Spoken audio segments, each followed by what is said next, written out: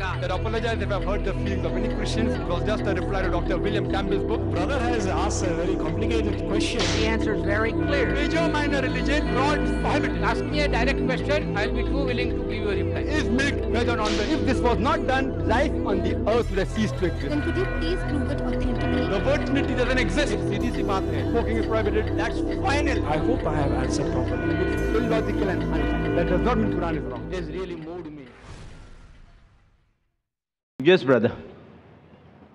I am from Karnataka. I'm bakka Karnataka Public Jamrand. Maqaan kiyya Join Jafdam. Dalagaan kiyya hoogganaa dhaabbata dawaa dhaabsuuti. Gaafiin kiyya namoonni du'an eessa jiran? Maaltu isaan mudate? Telephoon. Brother asked the question, where are the dead people and what has happened to them? Obboleessi warri du'e eessa jira? Maaltu isaan mudate jedhee gaafate. Akkuma deebisaa kiyya kan duraa irratti ibsetti Rabbi subhaanahu wa ta'ala Qur'aana keessatti suuratul mulk suuraa 67 lakkoofsa 2 irratti alladhii khalaqa al-mawta wal hayaata Rabbiin kamii keessantu dalagaa irratti jabaa akka ta'e isin qormaatuuf du'aa fi jireenya uume jedhe. Kanaafuu jireenya amma jiraataa jirru kun isa itti aanu saniif qormaata. Namni tokko akkuma du'een qormaan isaa kan dachee irraa goolabama. Qormaanni xumuramee jira. Garuu qabxiin qormaata nama hundaatu nama jalqaba uumame Nabi Aadam alayhi salaam irraa kaasee hanga haga warra amma jiraataa jirru kanaafi akkasumas warra amma booda jiraatus dabalatee qabxiin qormaata hunda keenyaatu gaafa guyyaa qiyaamaa guyyaa kaafamaa san himama. Fakkeenyaaf nuti biyya keenyatti filannoo geggeessina. Filannoon kun kaaba Indiyaatti guyyaa tokko geggeeffama. Kibba Indiyaatti guyyaa biraa, baha Indiyaattis guyyaa biraatti geggeeffama. Garuu sagalee lakkaawwan walqixa jalqabamee qabxiin isaatiif yeroo tokko ibsama. Haaluma wal fakkaatuun asittis qormaanni kun geggeeffamutti jira. Garuu inni maaliki yoomiddiin gooftaa guyyaa murtiiti. Guyyaan murtii guyyama takka geggeeffama. Inni kitaaba qaba. Kamtu sirriidha kamtu hamtuu dalage wanti jedhamu waluma bira dhihaata. Kana booda dalagaa toltuu fi dalagaa hamtuu ati dalagde irratti hundaa'uun gara jannataa yookiin ammoo gara azaabaa deemti. Hundi keenyaa ni kaafamna. Ammaan tana warri du'e hirriba keessa jira. Hirriba keessa jiru jechuun du'aniiran jechuudha. Garuu ni kaafamu. Rabbiin ol'aane guyyaa qiyaamaa lubbuu yeroo lammaffaatiif isaanitti deebisa.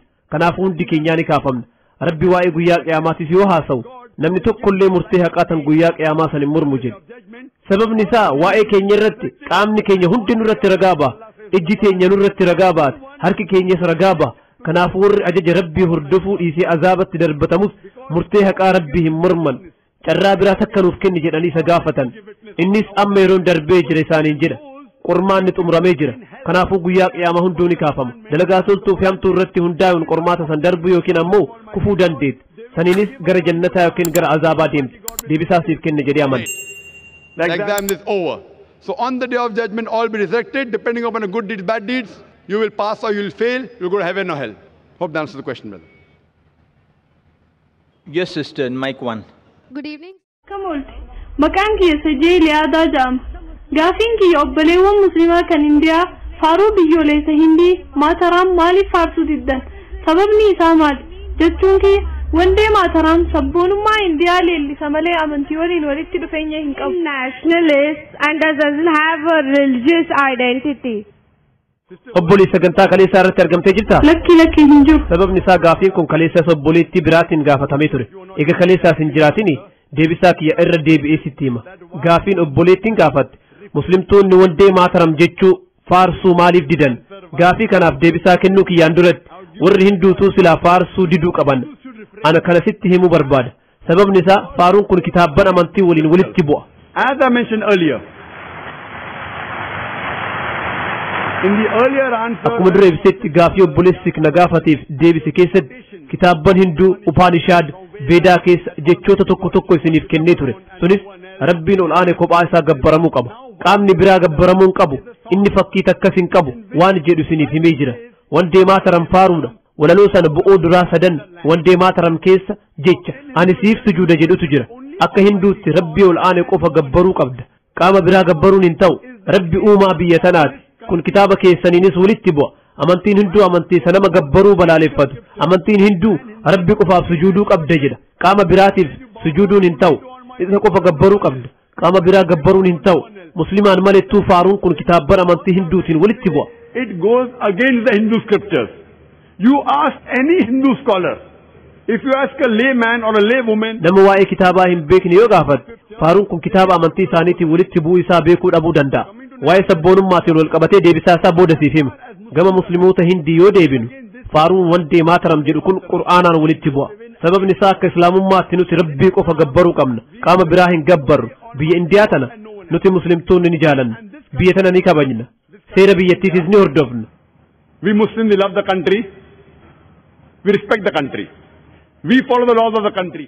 haga seerri biyya kamiituu seera rabbii ol'aaniitiin walitti hin bu'initti seera san hordofuu wanti dinnuuf tokkolleen hin jiru garuu seerri biyyattii sun seera rabbii ol'aanii yoo kafaalleessu nuti seera san hin hordofnu. The law of Almighty God, then we don't follow. So Almighty eega rabbiin ol'aanii uumaa biyya tanaa ta'e eenyuuf sujuduu qabna? should be bound to the country or to Almighty. biyyaaf moo rabbii ol'aaniif sujuduu qabna? indiyaan wal qabatee nuti muslimtoonni hedduun keenya biyya tana ni jaalanna biyya tana ni kabajna yoo dhugaan barbaadamne biyya tanaaf duufis qophiidha haa ta'u malee biyya tanaaf hin sujudnu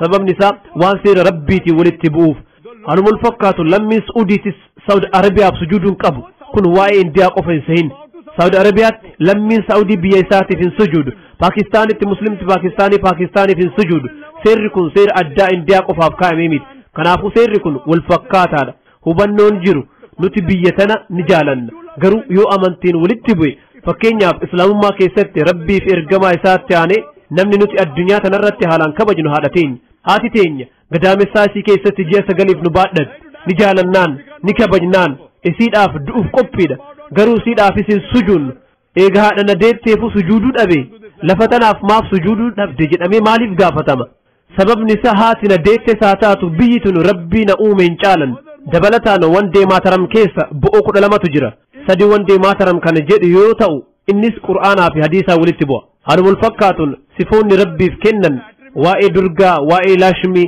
waa'ee qabeenyaa fi kan birootis kan faaruu san keessatti ibsaman barsiisa islaamummaatiin walitti bu'u kun rabbiin xiqqeessuudha an biyya tanaaf jedhee rabbii na uume hin xiqqeessu haa ta'u malee biyya tana hin jaaladhu hin sujuudu jechuun biyya tana hin jaaladhu jechuu miti faaruun kun eenyuun barreeffame baangiin chakobaadiyaan barreeffame sababa maaliif barreeffame bu'aa siyaasaa argachuudhaaf waggaa muraasa dura barreessuuf yaadanii turan garuu walaloon kun yoom akka barreeffameeyyuu hin beekan faaruun kun meeshaa abbootiin siyaasaa indiyaa waa ittiin argachuuf ittiin socho'aa jiranidha garuu abbootiin siyaasaa hinduu kun faayidaa siyaasaa argachuuf jecha sochii godhaa jiran kanaan kitaabban isaanii waliin walitti bu'aa jiraachuu isaanii hin hubanne deebisaa siif kenne jedhee making a political issue. Hope that answers the question. Thank you, sir. We'll allow 2 questions at that mic because in the last round it was just being set up. Yes, sister.